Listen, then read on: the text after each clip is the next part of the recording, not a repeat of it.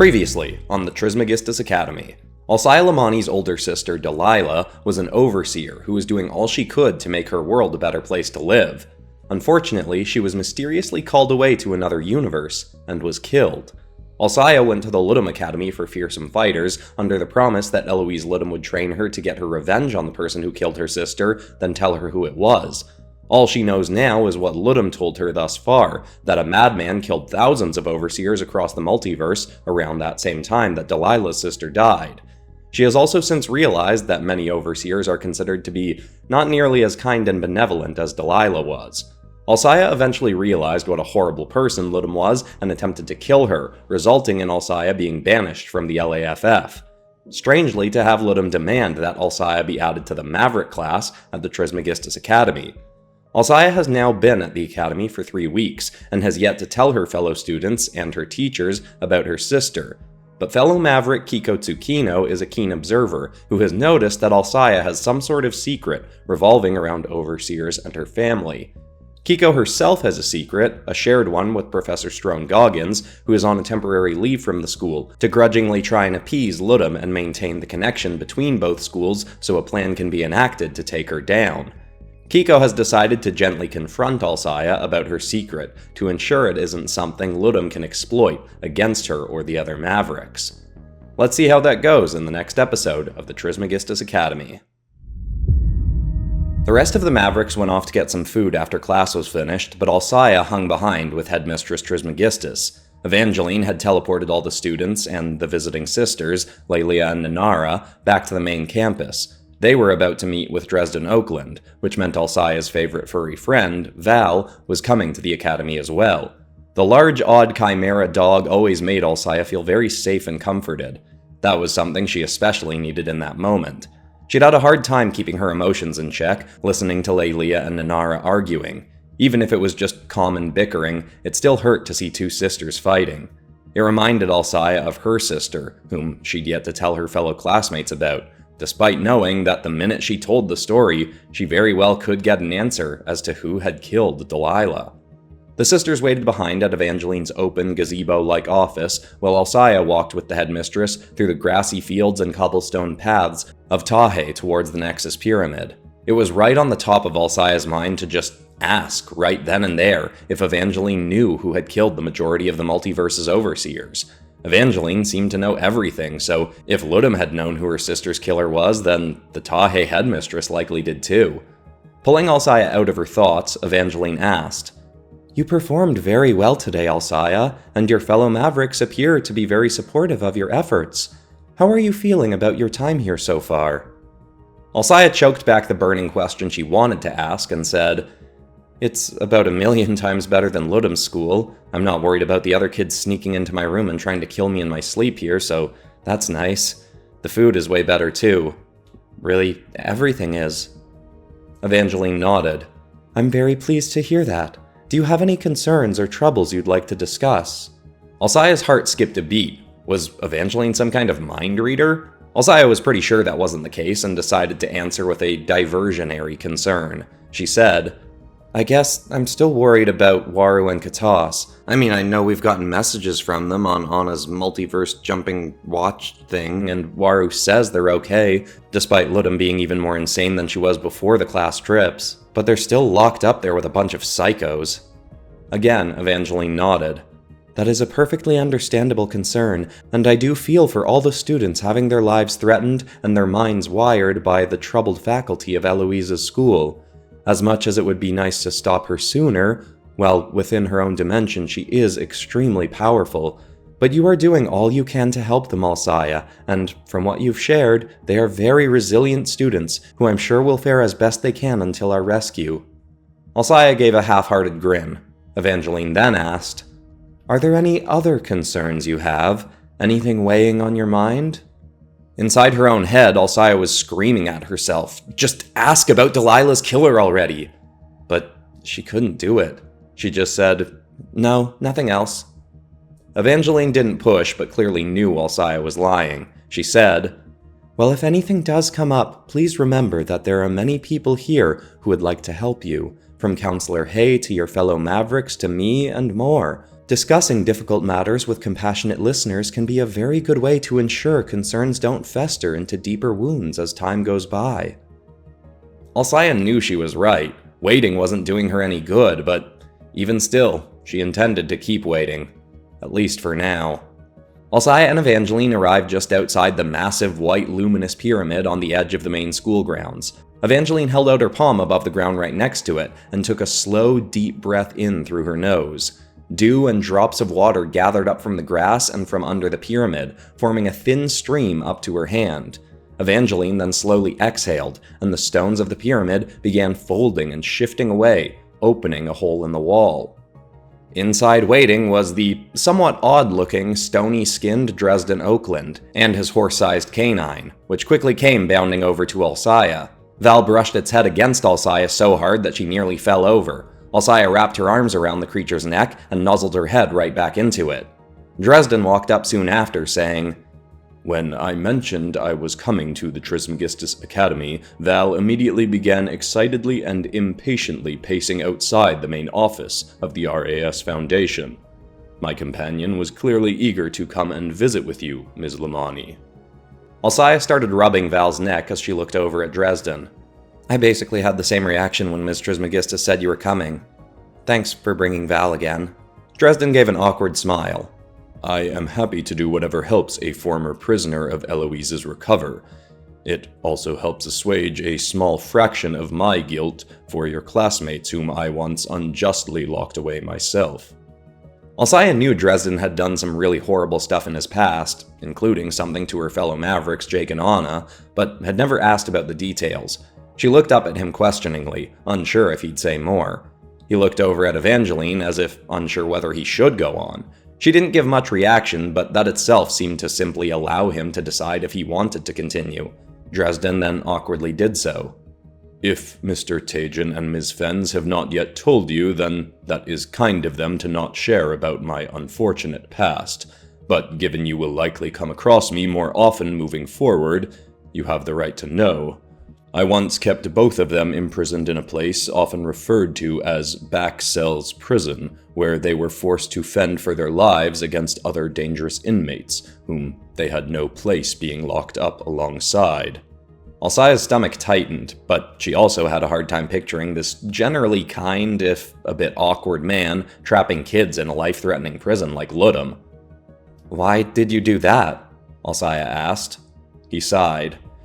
"It is a long story, but was all a means to a cruel end that itself was not an endeavor I should have been undertaking, though it has had the slight upside of prompting me onto a new path, seeking my own redemption, while also building the foundation to help others seek theirs." Alsaya nodded uncertainly. "Well, that sounds bad, but if Jake and Anna are cool with you now, then it wouldn't really make sense for me to hold that against you. Especially if you keep letting me hang out with Val." He smiled slightly. "Of course. Off that topic, Val has done a fair amount of running around today already. You may do as you see fit, but Val may be more interested in rest than activity." Alsaya was cool with that because she was a little beat from class. Dresden and Evangeline went off for their meeting, and Alsaya walked around for a bit with Val before they both settled under the shade of a large tree, a short walk from the Maverick's quarters. The large creature paced around her a bit, then sat with her, and eventually lay its whole body down, with its head in her lap. Its head was heavy, but in a comforting way, like a living weighted blanket. She continued to pet it, and her whole body felt at ease. Even the tension of being reminded of her sister had nearly melted away. She simply sat with the creature for about half an hour before she noticed 3 of her fellow Mavericks coming towards her. Jake and Anna were following behind Kiko, who waved a bit shyly. "Hey, Alsaya! We don't want to interrupt your time with Val, but mind if we join you?" Something immediately felt off. Thankfully, Val being there continued to comfort Alsaya, but Anna's expression was always pretty easy to read when she was concerned, and that look was currently plastered across her face. Still, Alsaya nodded. They sat in front of her, not getting too close to Val to startle the creature, who noticed them but just kept laying down, enjoying Alsaya brushing its fur with her fingers. Kiko began. Are you having a good time with Val?" Alsaya didn't bother answering that. She could feel it was just small talk leading to something else. She asked, "What's up? You guys look weird. Did something happen?" Kiko paused and looked at Jake. He said, "Nothing's wrong. We just wanted to check in with you. We all love that you're a maverick now and that we'll all get to take Ludum down together, but Kiko mentioned to Anna and me that she noticed you might have some sort of problem that you haven't talked to anyone about. You were awesome in the actual test during class today, but did seem a bit choked up before that and on some other occasions." Val's eyes opened and the creature glanced up at Alsaya, likely in response to her heartbeat picking up. This was the second time in a day someone was trying to get her to share something she didn't feel ready to. Part of her wanted to take that as a sign to just finally say it, but she couldn't. She shook her head. "I don't know what you guys are talking about. I'm fine." Anna's soft voice spoke up next. Alsaya, we know you spent a lot of time at a school where you were always on guard, but we just want to make sure you know that you don't have to be here. And if there is anything that you might not have told us that Eloise could use against you or against us when we all go after her, then— "What are you saying? Do you think I'm the mole or something? I didn't even know about your guys' field trip. How could I have—" Jake cut in. No, we don't think that at all." Val's head darted up, noticing all the tension, and a quiet growl rumbled out of its throat. Alsaya growled as well. "Well, that's what it sounds like you're all saying. I want Ludum taken down more than anyone. I'd never be a mole for her." Kiko said, "We definitely don't think you're the mole, especially because I already know who the mole is." Jake and Anna both whipped their heads towards her. Alsaya could tell this was news to them too. Everyone just stared at Kiko. Alsaya expected someone to ask her who it was, but their collective stares ended up asking effectively enough for her to go on. I didn't think it was my place to tell anyone, and I'd rather you guys not say anything either," Alsaya asked in angered shock. "Why wouldn't we say anything? Why wouldn't you? Anyone helping Ludum needs to be dealt with as fast as possible. What if they leak more stuff to her about the plan?" Kiko shook her head. "That's not a problem. The mole was never actually trying to help Ludum, and she probably knows that by now too. See, I was having trouble sleeping one night a few days after our first resilience combat class. It bugged me that I hadn't been able to finish, so I decided to go back down to the beach and do some late-night sprints. After half an hour or so, I heard someone. I've got really good hearing as a part of my powers, so I went closer to it. There's a part of the beach where rocks build up to a sort of rough wall next to the water, and standing a little ways along that, I could hear Professor Goggins talking to someone." Jake jumped in. "Goggins? There's no way he's the mole. He tried to kill Ludum the last time we saw her." Kiko nodded. "Yeah, exactly. It turned out he was leaking info about the trip to one of Ludum's scouts. He knew Ludum was enough of a drama queen that she probably wouldn't be able to resist interrupting our trip, and probably even bragging about the fact that she had a mole in the school to Ms. Trismegistus. Inside her own dimension, Goggins would never stand a chance against Ludum, no matter how tough he is, but he hoped that if he could get her alone outside her dimension, he might be able to take her down for good. He wants Ludum dead as much as anyone and wants to take over her school. He wants to make a school that's kind of like a halfway point between Tahe and the LAFF. One that pushes kids harder than here, but isn't going so far as to punish them with possible death." They were all just in shock, but it was a much better answer than they'd expected at the start of the story. At least it meant there was no real mole, especially considering Goggins wouldn't even be around for the next few months to consider doing something like that again. Alsaya settled enough to ask, "If you knew, then why didn't you say anything?" Kiko shrugged. "I confronted Goggins about it that night, which is how I learned his whole plan." Anna interrupted. "You confronted Strone Goggins?" Kiko rocked her head back and forth. "Well, okay, confronted is a strong word, I guess. He saw me and I tried to act tough and demand to know what he was doing. Well, also being ready to book it out of there so he wouldn't kill me if he was an actual bad mole. Anyway, he asked me not to say anything until after the trip, then said I could do whatever I wanted with the information. I thought about saying something, but Ms. Trismegistus didn't seem worried about a mole, and I liked the idea of keeping a secret for Professor Goggins. I don't know if Ms. Trismegistus would get mad at him about it, but I honestly thought it wasn't a terrible idea. But I also didn't want you to think we were accusing you just now, Alsaya. We don't think you're hiding anything bad. We're really just trying to be good friends. If you do have something weighing on you that has something to do with siblings or maybe overseers or something like that. Some of us might be able to relate and be able to help. Alsaya's heart started thudding again. How did Kiko seem to know some of the details already? Regardless of how, Alsaya knew, it didn't matter. She could feel the walls she'd built up in her mind finally caving in. These were just genuinely good people who wanted to help her. She just wasn't sure she was ready for the help they could give. She put her arm around Val's neck and the creature settled back into her lap. That gave her just enough comfort to finally start into it.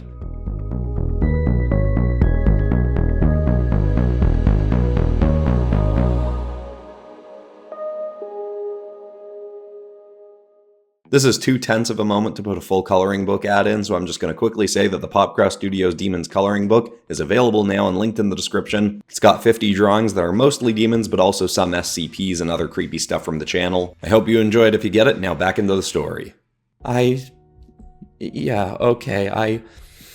Before I went to Ludum School, my older sister Delilah was killed. She was all I had. Ludum told me she knew who killed Delilah, and that's why I went to her stupid, horrible school in the first place. I wanted to get strong enough to kill whoever killed Delilah, but before Ludum ever told me who the person was, I realized just how horrible her school was, and I just wanted out. When I got here, I was pretty sure Ms. Trismegistus or someone else would know what happened to Delilah, but I just got too scared to ask. If anyone here does know, what then? It's almost like knowing could be worse. What if I'm not ready to go after them myself? Or what if they're already dead and I don't even get to have my revenge at all? I might just end up with even more nothing.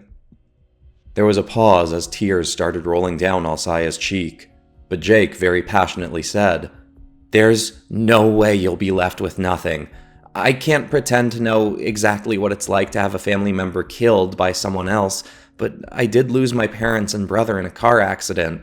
There does still sometimes feel like there's a hole inside me when I think about them, but the thing that fills it in is knowing I've got people here and back at the Sharp Gang that I know I can talk to about them when it's really hurting. But that only helps if you actually do let yourself open up to people who want to help. Plus, I bet most of our profs here aren't big on revenge, but if whoever killed your sister isn't someone you can take on your own, I bet all the Mavericks will be willing to back you up. Maybe we can even talk Dresden into letting us bring Val along for the mission. Oakland sure owes Anna and me a few hundred favors. This isn't something you have to deal with alone, not with us around. Mavericks don't just get back up, we help each other get back up. And do whatever else needs doing." Tears kept rolling and dripped onto Val's neck, who nuzzled more tightly into Alsaya's lap. She nodded. Okay, thanks. I guess it is past time I knew the truth. If anyone here does even know anyway. Anna leaned forward. If you don't mind me asking, why would Ludum have known? And why might Miss Trismegistus? Was the person who killed Delilah some kind of famous overseer or something? Alsaya hesitated but shook her head, looking down nervously at Val. No, I'm not sure, because I don't know tons of multiverse stuff, but I've been a bit nervous to say because I sort of noticed lots of people have problems with overseers. I know Ludum's one, and there are probably lots of other bad ones, but my sister was one, and she was the best person in my whole world. All she ever wanted to do with her powers was help people. Then one day some person from another universe that she didn't even know called her out to their dimension, like apparently lots of other overseers were at the same time. And I guess it was some kind of trap, and she was killed for no reason. Alsaya noticed that there was no response. She slowly looked up and saw that all three of her friends' faces had gone pale. She immediately got a bit angry. What? Is it really so weird to think that there could be good overseers? Jake shook his head. No, we know there are. Some of the Sharp Gang are good overseers, but you said she got called away when... Anna suddenly sprang up. I think I need to go get Miss Trismegistus or Counselor Hay. We are not the right people to tell Alsaya this. Alsaya leaned Val off her and jumped up. You know? Do you all know the person who killed the overseers? Kiko muttered quietly. You do too. Alsaya's eyes widened in fury and confusion. Jake quickly said, Kiko, don't. Look, Alsaya, yes, if your sister was one of the overseers killed during that incident, then we... But he trailed off as he noticed Alsaya wasn't looking at him. She was leering at Kiko. Kiko had stared a little bit too long at Val. Alsaya looked at the creature now standing on guard next to her, sensing her anger. Alsaya looked back at Kiko, who immediately looked away from Val towards the ground suspiciously. Still, that look at the creature had lingered a little too long. Alsaya's lip was trembling. If her sister's killer was someone she knew, then it made sense for it to be someone who'd already proven capable of doing horrible things. Alsaya stared at Jake. He locked you guys up in a prison. Tell me Dresden didn't kill the overseers too. Nobody spoke. Alsaya sprang forward and grabbed Jake by his shirt, leering into his eyes. Tell me one of your stupid teammates didn't kill my sister, Jake! Jake just said, Alsaya, I'm sorry. We didn't know that what Dresden did had hurt you so bad. That was all the confirmation she needed. Alsaya shoved Jake as hard as she could, hurling him onto his back. Anna and Kiko tried to calm her down, but Alsaya tapped her foot on the ground 3 times and sprinted off in a blur. She was trying to scream in fury as she ran, but couldn't even hear herself through the rushing wind and the rage of her own thoughts. She knew Dresden was still at Evangeline's office, but also knew Ms. Trismegistus would probably try and stop her from killing him, so she ran first to Anna's room. She tackled right through the door of her tiny home, flipped up the bed, then ripped open her drawers, until she found Anna's multiverse-jumping wristwatch. She snatched it, darting back out the door, strapping it on, and pulling open the menu to a scroll of hundreds of other dimensions. She left the watch menu open at the ready. She was about to sprint off, when Val suddenly darted right in front of her, crouched and staring at her intently. She tried to sprint off to her left, but with surprising speed, Val sprang in front of her again. Get out of my way, Val! The creature snorted and shook its head, not looking angry but still determined. She tried sprinting around it, but again, it sprang into her path and gently shoved her back with its head. She could hear Jake calling from the sky in the near distance. He was coming after her too. She didn't have time for this. She tapped her feet 4 times, and her body shook and buzzed like never before. Her vision got blurry and she felt like she was going to vomit. She was about to spring forward, but Val came closer, urging her to stop. Furious and wanting it out of her way, she threw a rapid fist and slammed the creature in its metal jaw. It flipped over itself backwards and Alsaya sprinted off before it landed, moving faster than ever before. Her heart felt like it was both withering in on itself and pounding a hole in her ribs at the same time. She had known her sister's killer for weeks now. She'd talked to him like he was a human being. She'd become friends with the pet of the monster who took Delilah from her. And worse still, Ms. Trismegistus had invited that monster into her school. Her classmates had been on a team with him well knowing he was a murderer. Alsaya's new life, which she thought was finally getting better, was crumbling around her. All she had left was her revenge. She could see the blurs of other students falling and leaping out of her path until she skidded to a stop, kicking up a trail of dirt. Evangeline was standing next to Dresden, just outside her office space. The sisters they'd been meeting with were gone, and the two seemed to be wrapping things up. Both Dresden and Evangeline looked at Alsaya in concern and surprise. Ms. Trismegistus said, Alsaya, what's the matter? Where is Val? Alsaya ignored her. Did you kill Alsaya Laghmani? She was looking at Dresden, who seemed confused. I'm sorry, I don't... She yelled over him. The overseers! My sister was an overseer! Did you kill my sister and the other overseers? His expression fell into shock. Oh, I don't know that name, but if she was an overseer killed after being called to aid in Dimension S316, then yes, I likely did kill her. I am truly sorry. You killed her and you didn't even know her name? Alsaya's legs wanted to buckle beneath her, but she knew she still needed them for what came next.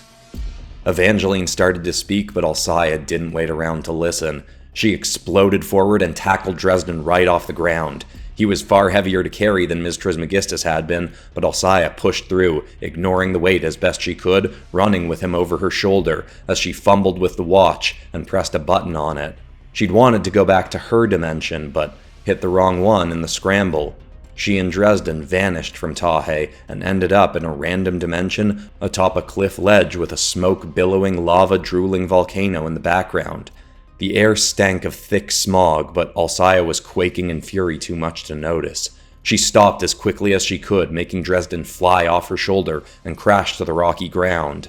He slowly started to get up, but Alsaya didn't give him the time. She sprinted right past him and hammered her knuckles into his stony skull as she did. She felt like she'd punched a stone, but her gloves and blinding anger protected her enough. She immediately darted back past him again, punching him in the back of the head and making him slam face first into the ground once more. She waited for him to start getting up again. She thought he'd protest or try to stop her, but he did no such thing. When he was nearly back on his feet, she ran forward again and punched him as hard as she could in the stomach. He flew back a few feet, then stumbled, staying upright. She then noticed that, well, he did look concerned. He didn't seem to have been injured by her blows. She stepped forward and started swiping at his head, back and forth, alternating fists, punching harder and harder and harder, feeling her knuckles tear beneath her gloves but not caring. Chunks of his stony flesh started flying off his face, but they'd just float in the air near him, slowly moving back into place. She kept hitting and hitting at rapid speeds until half his face was floating nearby, revealing a pink energy structure at his core where a skeleton should be. She stopped punching and just stared for a moment, trying to figure out what to do. He finally muttered, "Well, you have every reason to want to harm me. It will unfortunately be a difficult thing to achieve, given the nature of my physiology. I'm very sorry." She struck him again. "Don't say you're sorry! There's no amount of sorry that can make up for what you did!" She kept hitting him over and over in the head, stomach, groin, arms, trying harder and harder to hurt him, but not showing any progress at drawing blood from a stone. Eventually, she kicked him as hard as she could in the chest, and he dropped back to the ground once more. "How do I kill you? I just want to kill you." She didn't actually expect him to tell her, but he calmly said, "If that is what you wish, I do have a specialized knife back at the RAS Foundation that could achieve that result for you." She ran over as he was getting up and knocked him back down, pinning his chest down with her knee. His face had already fully reformed as she hammered his skull again, to little effect. "Why don't you care if I kill you?" "I've known for some time now that someone may come seeking revenge for what I've done. I've accepted that it would be justified and have simply been living my life since my foul act, trying to do all the good I could to make up for my past actions, prior to the day someone stripped me of my life seeking vengeance. While dying is not desirable, I hold no ill will against you or anyone else for seeking my demise." Alsaya had waited so long for this moment, and yet there was absolutely nothing satisfying about it. I don't understand. Why did you do it? Why Delilah? If other overseers were so bad, then whatever, but why her? She never hurt anyone." "I was angry and short-sighted and aimed my fury at a broad target. I have no excuse that justifies what I've done. But thousands of years ago, the overseer of my world brought my entire universe to the brink of collapse, put me in the physical condition I now appear, and forced her abilities upon me, leaving me the overseer of a lifeless universe. I was the sole being who survived. My entire world had literally been taken from me. I eventually began exploring other realms of the multiverse and found most overseers to be about as deplorable or irresponsible as the one who took my world away. Beings who were given power with the intent to help their worlds, and instead far too often used them to turn their worlds and the people in them into their playthings. not caring about how their actions affected the well-being of the innocent. I ignored the fact that there surely were also good, kind-hearted overseers, and deemed they all needed to be eradicated. I began making enchanted binding agreements called Overseer's Bonds with every overseer I could. I'd built a prison in my dimension in which I could lock away the most dangerous and troublesome beings and monsters from other overseers' realms, but in exchange, they'd owe me a favor with an energetic lock on it that meant the debt must be repaid when I requested it. When I had enough of these, I requested that all 16,444 overseers I'd made bonds with come to my universe and assist with a fictitious problem in my prison. Then I detonated the entire planet with them inside. Alsaya grabbed Dresden's crusted hair, lifted his head, and slammed it down into the rock. You didn't have a deal with Delilah. She never met you or anyone outside our universe. He gave a slight nod. That is very likely true, but part of my short-sightedness was the fact that the debt of an overseer's bond is passed on when that overseer passes on their abilities to another. I may have had a bond with the overseer who preceded your sister, or the one before them, or many overseers back. Your sister didn't need to have done anything wrong for me to have killed her, and while I no longer feel as such, at the time I thought killing a few decent or good overseers was justified to wipe the majority of them from the multiverse. Killing a universe's overseer means that realm can never have another. So, killing a good overseer existing in the present at least meant no ill-hearted ones could take their position and harm their world with those abilities in the future. While it will never come close to making up for what I've taken from you, I am truly and deeply sorry for taking your sister away. Alsaya had never imagined the person who killed Delilah being sorry for it, but it was somehow making this the worst possible outcome. She struck him across the face a few more times, helplessly trying to hurt him, before she fell back to the ground, shaking and panting and clutching her head. I hate you! I just want to hate you and for killing you to take the pain away. Dresden sat, leaning over his knees next to her as she cried and shook. I understand, and if there is anything I can do to help, well, I suppose you want no sort of help from me.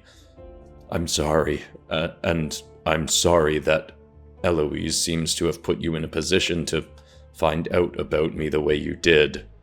While Alsaya was still quaking in fury and sadness, she sat up. What do you mean? Dresden's eyes scanned the ground, unable to make eye contact with her. Well, I don't mean to deflect your very justified hatred of me, but I imagine the reason Eloise gave the condition that you be made a maverick is because she was well aware Mr. Tajan and Ms. Fens were on a team that I too am now a part of. The Sharp Gang held me as a prisoner for a time before they helped me see the error of my ways and eventually accepted me as a member of their team, trying to do good with the life I had left.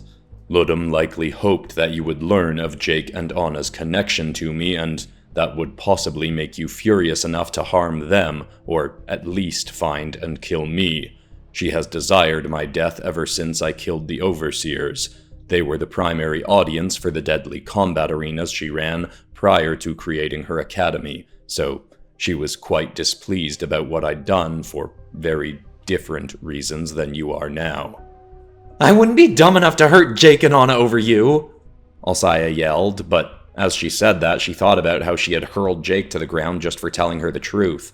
Worse still, she punched Val in the face and not even stuck around to see if the creature was hurt. It quickly sunk in that if Alsaya had learned the truth sooner after getting to Tahe, before she'd become closer friends with the Mavericks, she may very well have done something more than just shove Jake. She was using me. I thought I got away from her, but she would have just killed me for attacking her if she didn't want me at Tahe to kill you. Dresden sighed and nodded slightly. She couldn't have known for certain that would be the result, but Eloise's core drive is essentially to incite chaos in people's lives. Even if the result had not been you killing me, she'd be quite satisfied knowing the amount of pain this event would cause. Alsaya shook, then screamed furiously and clambered to her feet. Fine, then I'll kill Ludum and at least pretend that's revenge for you killing Delilah. There's no way she'll ever be sorry about what she did, so at least killing her will make me feel better. There was a pause, then Dresden carefully said, I am in no position to give you any advice, but part of Eloise's intent likely is that you will despise her. Someone like her thrives on the drama resulting from her actions. While hating her is justified, if you go to her and show your fury with all she's done, you'll very likely be giving her exactly what she wants. The woman whose actions started me down my path to revenge on all overseers is the exact same way. She would be very pleased to know if I was still harboring resentment towards her. So what, I just leave Ludum alone, let her keep killing students and getting away with being a monster? Dresden shook his head. No, but when the time comes that you do go after her, if you end up in direct conflict with her, whether you can bring yourself to truly feel this way or not, I'd recommend acting as though you are completely indifferent to what she has done. Still work to restrain, or even kill her if you must, but don't give her the satisfaction of knowing you despise her. The best way to get revenge on someone as chaos-hungry as Ludum is to act as though you couldn't care less about her at all. Act as though defeating her is nothing more than a task on a checklist. Alsaya had no interest in taking advice from Dresden, but she immediately knew he was right. Eloise wanted Alsaya's hatred, and Alsaya couldn't let her see how much of it there was. Alsaya just stood and stared at Dresden for a moment. It was still hard to process that this was the man who'd taken Delilah away. They both let a pause linger for a while before Dresden said, "The offer still stands for me to get that knife if you still desire your very justified revenge upon me." Hearing that just broke Alsaya's heart even more. She didn't think there was any way she could actually get what she wanted from Dresden. At least, not by hurting him. She said, "You're probably right about me needing to act like I don't care about Ludum, but if she wanted me to kill you, then the only thing that could make that revenge even better is if you and me kill her together. I don't know if I'll ever actually stop hating you for what you did, but acting like I'm friends with you, someone she already hates, and acting like I don't care about Ludum will make her even more furious." Dresden finally built the courage to look up at Alsaya. "You do not intend to take my life, then?" Alsaya's body finally started to slow down. "I don't think it would help. And knowing that you're trying to help other people to stop doing horrible stuff like what you did, I don't think Delilah would be proud of me if I killed you anyway." Dresden nodded. "That is very noble of you. And whatever capacity you would like my help in handling Eloise, or in any other matter, I will be at your call." "Stop making it harder to hate you. Now, let's go back. I've got to apologize to Jake and Val." Alsaya and Dresden used the watch to transport back into the Nexus Pyramid at Tahe. When the walls opened, they were greeted with the compassionate arms of Evangeline and the sympathetic faces of the rest of the Mavericks. Val was there too, and appeared to be holding no grudge against Alsaya for her actions, nor did anyone else. Earlier, Alsaya thought she'd harbor a grudge forever towards the teachers and students for giving Dresden a second chance that she wasn't sure he deserved, but it quickly faded into the background as they all apologized to her and showed her how much they cared about her healing from the pain she'd harbored for so long. Dresden even agreed to leave Val at Tahe for as long as Alsaya wanted, so that night she ended up sleeping on the floor of her room with the creature's head lying down on her stomach. While Alsaya hadn't gotten the revenge she'd wanted, despite the literal weight on her stomach, she felt as though a proverbial weight had still been lifted off her chest. At least she knew what had happened to Delilah now, and her friends knew about her pain. That may not have taken it away, but it did make it feel a bit easier to bear, as if she were no longer bearing it alone. She nodded off to sleep, ready to train as hard as she could over the next months to be ready to take down someone who, she felt comforted in knowing, would never seek redemption the way Dresden had. That would make it much more satisfying to defeat Eloise Ludum.